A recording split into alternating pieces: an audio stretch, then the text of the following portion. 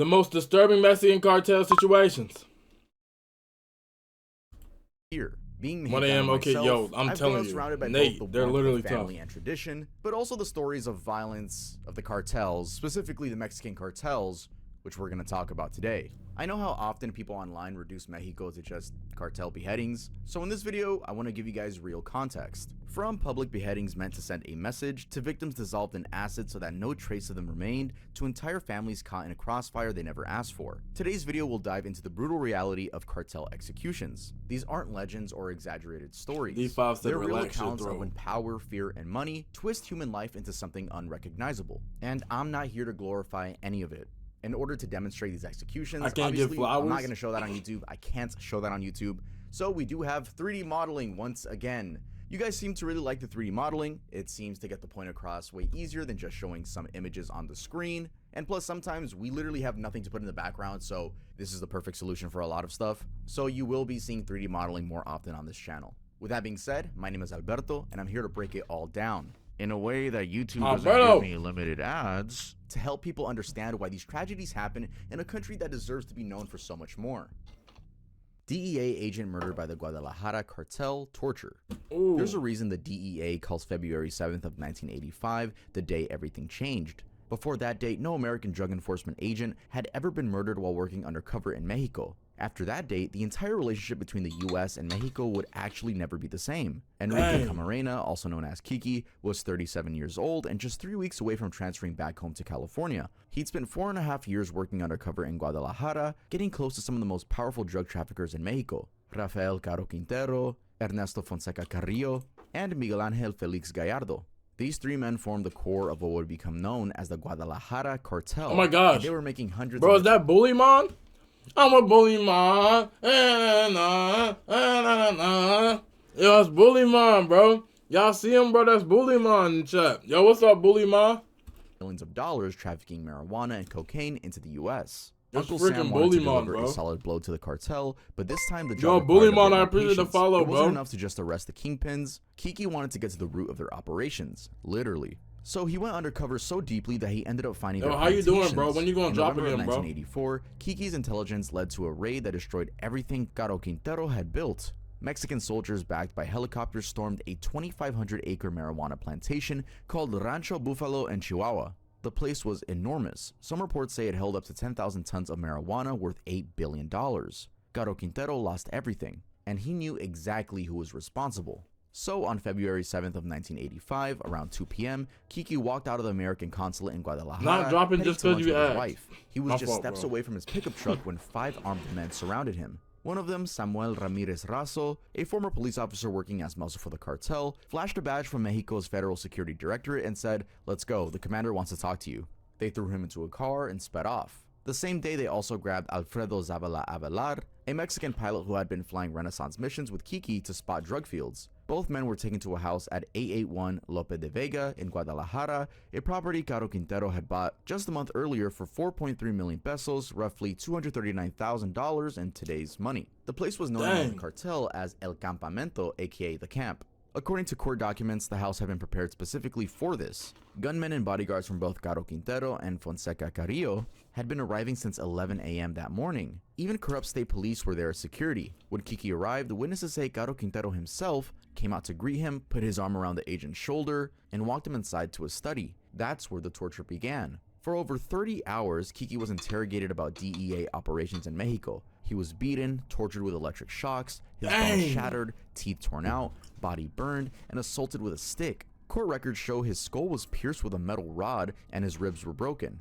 At one point, they even brought in a doctor to keep him alive so the torture could continue. According to autopsy reports, he died from multiple traumas and asphyxiation caused by a fractured thyroid cartilage. That means they likely strangled him or crushed his throat. The same fate must have befell Alfredo the pilot. Their bodies weren't discovered until March 5th, nearly a month later. A farmer in La Angostura, Michoacan, noticed a terrible smell coming from 2 black plastic bags abandoned near his property. You want Inside, someone Kiki like and this, Alfredo were found wrapped in D5? plastic, already badly decomposed.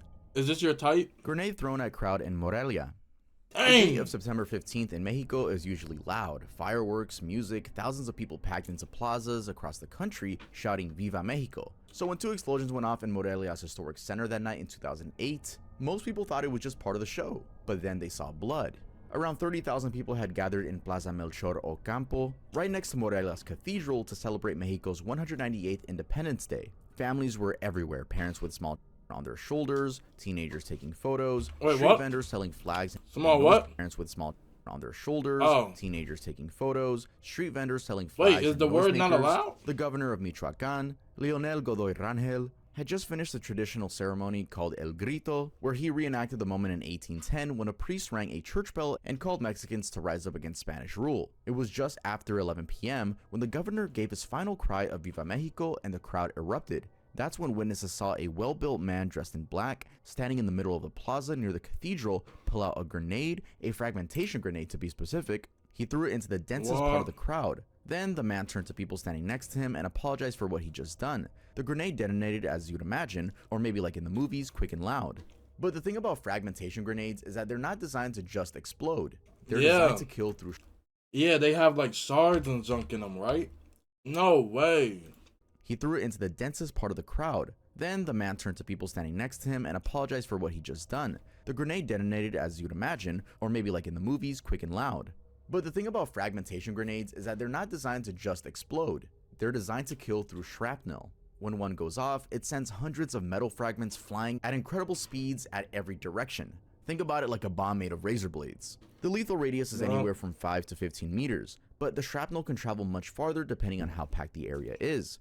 Almost simultaneously, a second grenade exploded about a block away at the intersection of Avenida Francisco Madero and Calle Andres Quintero Rue, right next to the Church of La Merced. Same method, same weapon, same devastating effect. People started screaming and running in every direction, trampling over each other, not knowing where the attack was coming from or if it meant more explosions were coming. The plaza was now covered in smoke, debris, and bodies. Dozens of people were sprawled on the ground in pools of blood, women, elderly people. Some were missing limbs, others had shrapnel embedded in their faces, chests, and backs. Within the first 24 hours, the death toll stood at 7, 5 women and 2 men. But the real horror was the injuries. 132 people were wounded, many critically. Some victims lost arms or legs. Others were permanently blind or disfigured by metal fragments that tore through their bodies. Governor Godoy immediately pointed to the cartels. Mexico's drug war had been escalating since President Felipe Calderón deployed thousands of troops against the traffickers in 2006. By 2008, the violence had already killed 2,700 people that year, but those killings were mostly between rival cartels or against security forces.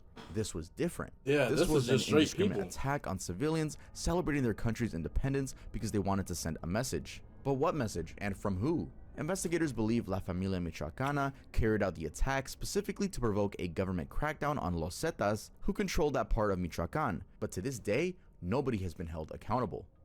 Wow, so they couldn't find the person. The Cadereyta Jimenez Massacre, beheadings. Around 4 a.m. on May 13th of 2012, residents near Highway 40 in Cadereyta Jimenez started noticing something was wrong. A foul odor drifted towards them and was so intense it could be detected from quite a distance away. Some people thought maybe an animal had died nearby or something mundane. Nobody imagined what was actually waiting to be discovered on that stretch of road.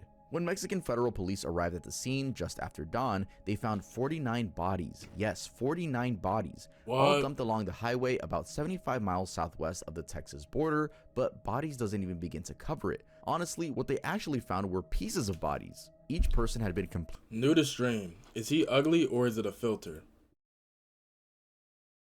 I'm not gonna lie, bro. Angel, I'm not even gonna do it to you. I forgot you a child. Cause you eating Franks with a fork, bro. It's chicken. Completely dismembered, head severed, arms and legs removed. 43 men and 6 women reduced to torsos, all stuffed into plus, black what's wrong with eating bags. Franks with forks? The forensics teams who arrived to process the scene. I mean, had to I wear can eat face plain masks Franks because with the nothing. intensity of the Just smell was down, apparently you know what I mean? unbearable. And not in an exaggerated way, because the Mexican authorities covering the area were said to have had to cover their mouths and noses just to function around the scene. Strangely, also, some of the bodies had been frozen and some of the bodies had been covered with lime. The Ain't rest nothing were wrong in with some advanced plain stages Franks, of bruh. decomposition, which could suggest that these people had been killed up to 48 hours earlier at a different location, then transported by truck to where they were found. You definitely take it was down the most bizarre McRibs. puzzle right there in Mind front you, of them, D5 because each made me victim was eat methodically dismembered, 2 specifically extra to prevent saucy identification, McFishes. or at least make it nearly impossible to quickly identify who these people were. But I'm First, the that's one that's because taking down decomposition changes the McRibs. body so much that visual ID becomes almost impossible. And second, when bodies are dismembered, it's even harder for forensics teams to figure out who they were, when they died, or how. The cartels knew this. And despite what most people think, lime doesn't destroy bodies. It actually slows decomposition by stopping bacteria and hiding the smell. Freezing does the same, keeping tissue intact. Together, these tricks created confusing timelines that made it nearly impossible to tell when the victims actually died. So that left them with no faces to recognize and also no fingerprints to match, pretty much just anonymous flesh. By 2012, this exact method of decapitation had become the signature move, especially for Los Zetas and their main rivals, the Gulf and Sinaloa cartels. Then it quickly became clear that the first group was behind the massacre, but not because any of the police work. Right near the plastic bags was a banner claiming responsibility, signed by the Zetas, and specifically naming their top leaders, Heriberto Lascano and Miguel Trevino Morales, known as Z40. A large black Z100% was spray painted on a nearby road sign just to make absolutely sure everyone knew who was responsible. Later, crazy. the police were able to identify the man behind the massacre as Jesus Daniel Elizondo Ramirez, known as El Loco, aka the Crazy One in English. He was arrested on May 18, 2012, just 5 days after the bodies were discovered. Under interrogation, he confessed that Lascano and Trevino Morales had ordered him to carry out the massacre to, quote, cause confusion You watching that among new authorities Pokemon and the movie? public. The original plan was even crazier. They I wanted the thought we're bodies done with dumped in Pokemon, bro. I Cadereyta's thought main Pokemon plaza ended. during daylight, but El Loco disobeyed and chose the highway instead. So, who were the victims? That became the cruelest part of this story. Initially, authorities said it might be Gulf cartel members killed as part of the ongoing cartel war, but others suspected they were US-bound migrants who had been kidnapped from buses, couldn't pay the ransom Los Zetas demanded, and were slaughtered. Either way, no name showed up, and just like that, the government decided to throw all People 49 too old victims for into a mass Pokemon now? grave, condemning them to Did you just anonymous call deaths. Pokemon More than 10 Pokemon? years after that event, and after extensive work done by Your life is over anthropologists, now. 19 victims of the massacre had been identified. The rest remain unidentified. You're done. Jalisco New Generation Drug Cartel dissolved students in acid. Back in 2018, Salomon, Daniel, crazy. and Marco were making movies. Nothing more, nothing less. But you could say they were doing They were so in showing the wrong anything. place at the wrong time, and that simple fact would be a death sentence for them. The three boys were making a horror movie for a class project when they disappeared. A month later, authorities confirmed that they'd been kidnapped, tortured, murdered, and then dissolved in acid by one of Mexico's most brutal cartels. And one of the guys that was part of the crew that did it, well, you wouldn't expect him to be a rapper, right? Yeah, in there as part of their cleanup team was a rapper with almost 125,000 YouTube subscribers who was apparently getting paid $160 a week for his services. Let me paint the picture for you. It's March 19th of 2018 and Salomon Aceves Gastelum of age 25, Jesus Daniel Diaz and Marco Avalos, both age 20, three students from the University of Audiovisual Media, are out filming this thing in Tonala, Jalisco.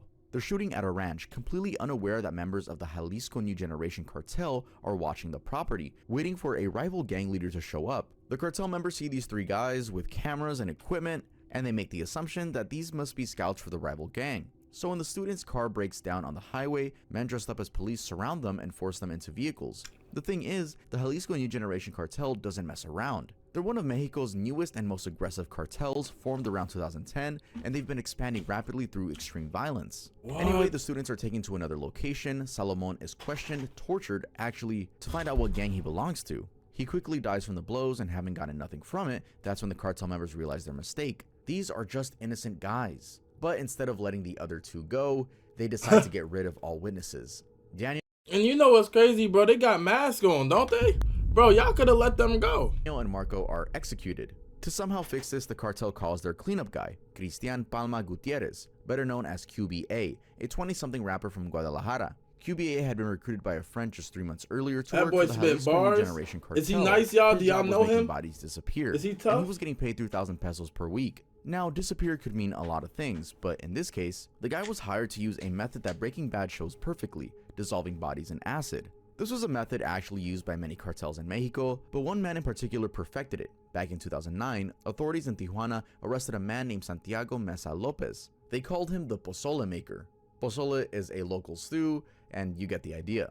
Mesa worked for Teodoro Garcia Cimental, a lieutenant in the Arellano Felix cartel based in Tijuana, and his job was to carefully fill large plastic bins with acid, dump the corpses in, and bury whatever remained. But how are there any remains? Well, yes, there are remains because dissolving a body in acid isn't just a 1 hour affair. Acid breaks down a body by hydrolysis, eating away big molecules like proteins, fats, carbs, and DNA into much smaller pieces. And also, soft tissues dissolve faster than bone and teeth, but bone can be eaten away too. But apparently at room temperature, it can take a day or more depending on how strong the acid is. But this is a meticulous task. Even when criminals think a body has completely dissolved, microscopic traces of bone usually persist. Those traces are useful if you know exactly where to look. And yes, this is exactly what QBA did with these 3 guys. It took weeks for authorities to piece together what happened, but they finally did. When they finally arrested QBA and another suspect in April of 2018, the rapper confessed everything. The 3 students, quiet, talented, caring young men who just wanted to make films. Pay attention, Dylan, we're gonna need this for later. For being in the wrong place. We're gonna put Angel on one of these, bro. Alright, so I just wanted to make a statement in this Angel video. keeps talking down on the Frank crew. He gonna have to get it for sure. I don't know, maybe like 10 minutes for you guys.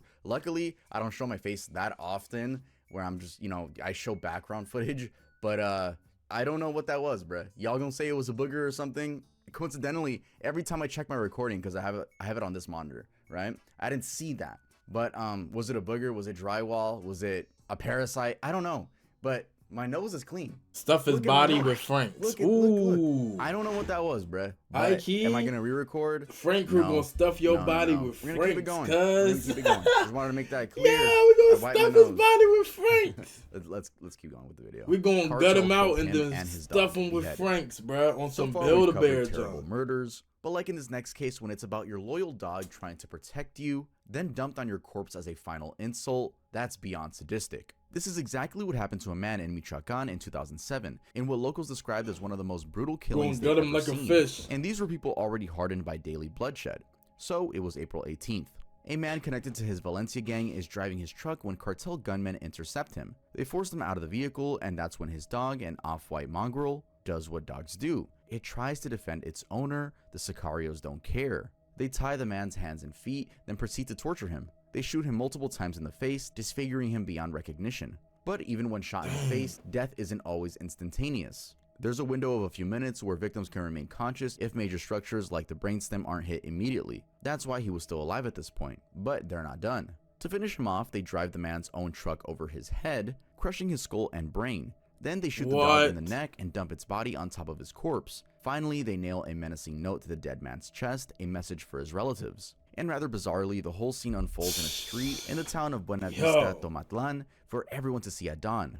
Even in a region where violence was becoming routine, this particular act of cruelty shocked everybody. And when I say routine, I truly meant it. This murder was just one of 4 bodies found that day in Mexico, but it speaks to something much larger happening in Michoacan at that time. A war between the Gulf Cartel and an alliance led by Joaquin Guzman, aka Shorty, that was tearing the state apart. The Valencia gang was caught in the middle, and the cartels were using increasingly theatrical violence to establish dominance. And the thing is, this wasn't even close to the worst of it. Less than a year earlier, something else happened in the state. On September 6, just past 1 a.m., 3 SUVs pulled up to a bar called Sol y Sombra in Urapan.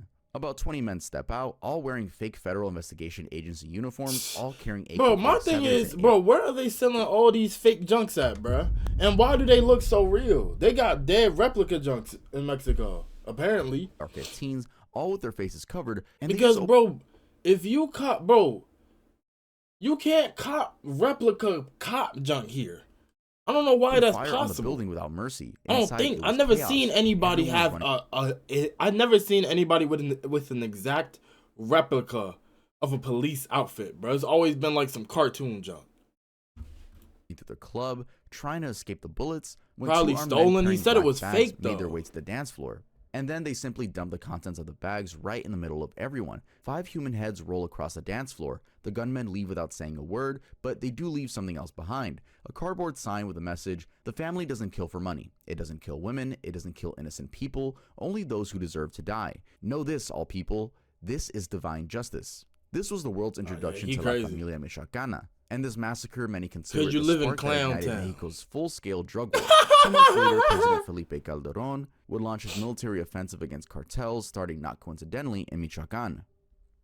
murdered and hung on a bridge. Dang. Unfortunately, it's not a weird thing either for morning commuters in Mexican border cities to encounter violence on their way to work. But what motorists saw on Friday morning, June 13, 2025, at the southern entrance to Ciudad Juarez was something beyond horror. Two bodies, one of them completely naked, were hanging from ropes suspended from a highway overpass on the Pan American Highway, displayed for That's how I'm doing you. You can't lift 100 pounds. And just to make sure nobody missed the message, there was I an don't know how that's abandoned gonna black work. SUV nearby with a cardboard sign on the windshield. There are your crystal dealers, Archie, for stealing fuel. Crystal here means crystal meth. Because in Juarez, methamphetamine has become, because this is something currently happening. Anyway, it's become the cash crop of street drug sales for local gangs. It's big business. In just the last 2 years, U.S. Customs officers in El 125 Paso alone he's seized not over picking me up. 7,500 pounds of meth at border crossings. So when someone messes with that business, when they steal fuel that's needed for meth production or try to muscle in on territory, this is what happens. They become a warning hung from a bridge.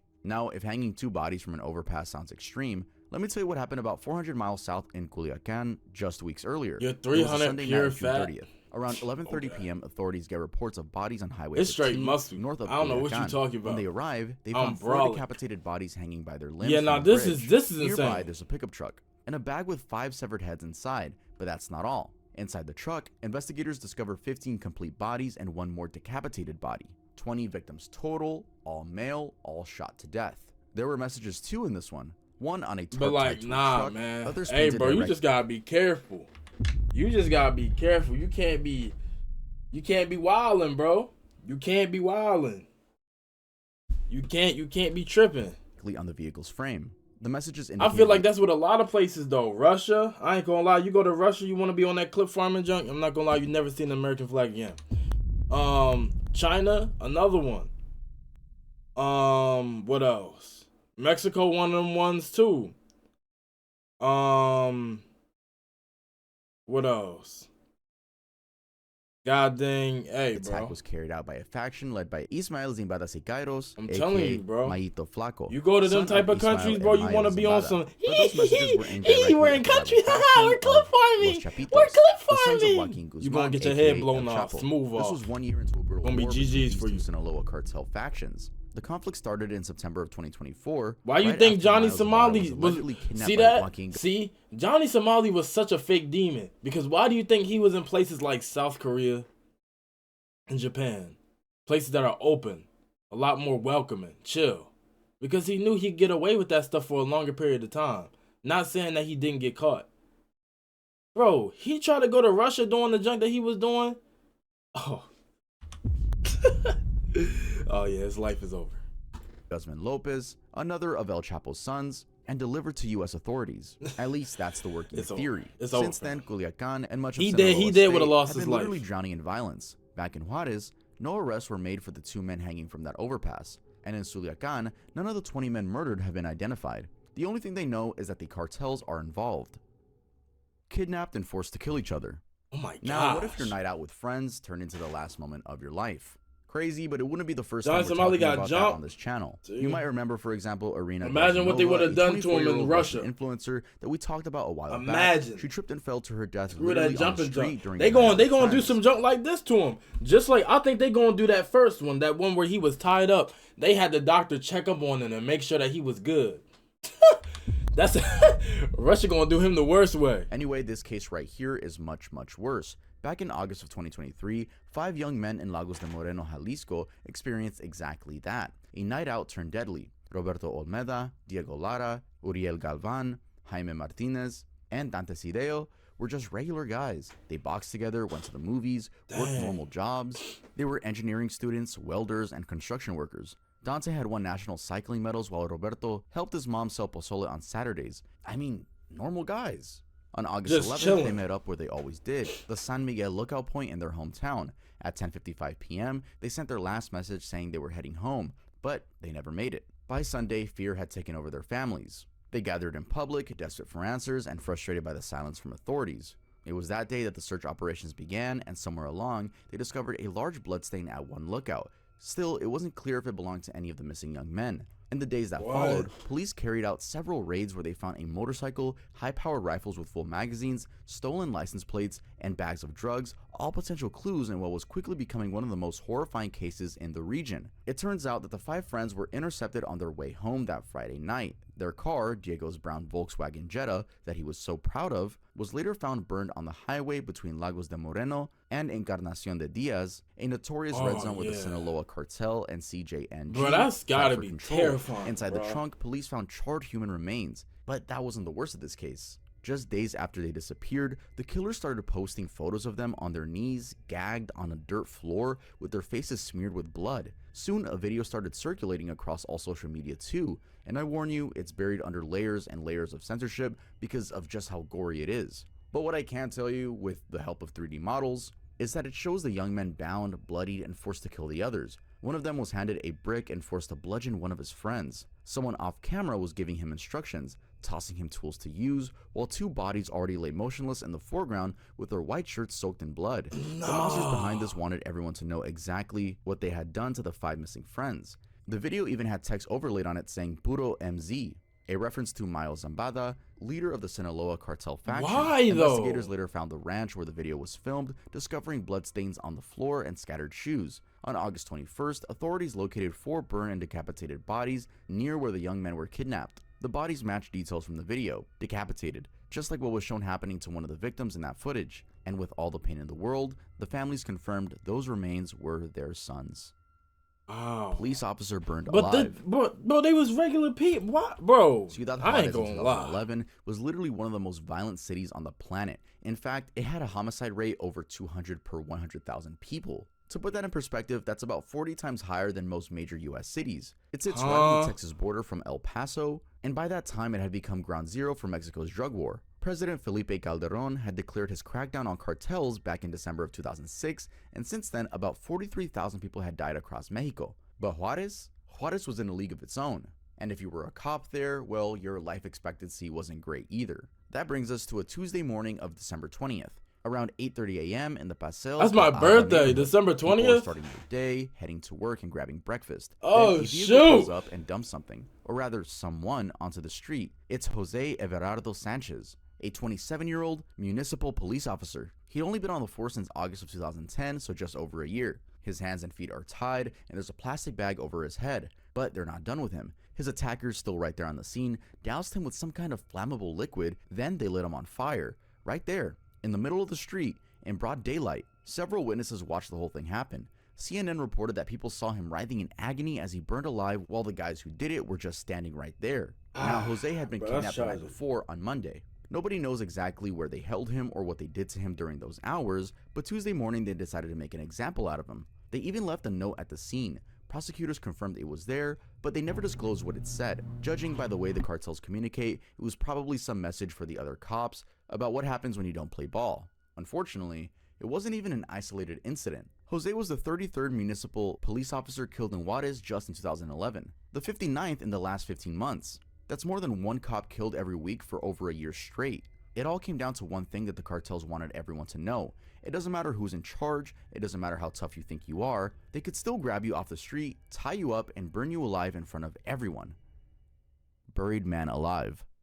So I'm pretty sure we've all heard of El Chapo. He's quite literally the epitome of a cartel lord. He was one of the most feared and powerful drug lords on the planet. The guy who turned the Sinaloa cartel into a massive empire built on drugs, violence, and corruption. We've already talked about what his sons did, and from that, you might be right to guess that he's much worse. He was cruel, especially when it came to his enemies. El Chapo, unlike others, didn't let others do his dirty work all the time. He would in fact personally torture and murder. He did so to at least 3 men from rival cartels. Obviously, El these are just the Chapo, known crazy. cases. One of his victims was a member of the Arellano Felix cartel. When Valdez first saw him, the man already had burns made with iron all over his back. His shirt was literally stuck to his skin. Burns from a car lighter covered his entire body, and his feet were burned too. Someone had spent time methodically torturing this guy before El Chapo even got involved, but El Chapo wasn't even close to being done with him yet. They locked the man in a wooden structure for days, just left him there, not knowing when or if someone would come back. When they finally did pull him out, they blindfolded him, tied his hands and legs, and drove him somewhere. Freedom, maybe? No. They brought him to a graveyard. El Chapo started interrogating him right there. The man was responding, thinking if he just cooperated, maybe they let him live. But mid-sentence, El Chapo shot him with his handgun. Somehow, the man didn't die immediately. In fact, he was still gasping for air when they dumped him in the hole they had dug and started burying him alive. El Chapo carried out at least 2 other murders himself, but that particular murder was testament to how drug cartels buried people alive as a method of torture and killing.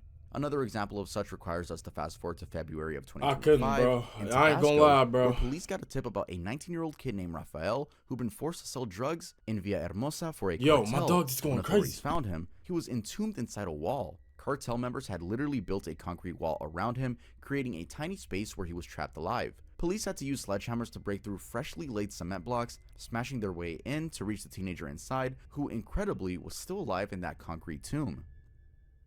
Alright guys, that's gonna be it for this video. I'm not gonna lie, I got it, Make bro. sure to leave a like. If you think I earned The your Cartel is subscription, not one of them make sure to ones, bro. Do subscribe. not play with I the have a lot Cartel, more bro. videos on this channel, so if you want to go check them out, make sure to do so. Last month was Iceberg The month, dog's so trying to tell you them we hitters had, coming. The weekly Cartel coming uploads. after me, bro. I usually try to do weekly uploads, but all of those were Iceberg. So if you want to check that out, if you want something to fall asleep to, aka my beautiful voice, make sure. Oh yeah, you doing too much. All right, hey, shout out to TUV, Tuve, is it Tuve? Teve? TUV. Shout out to bro.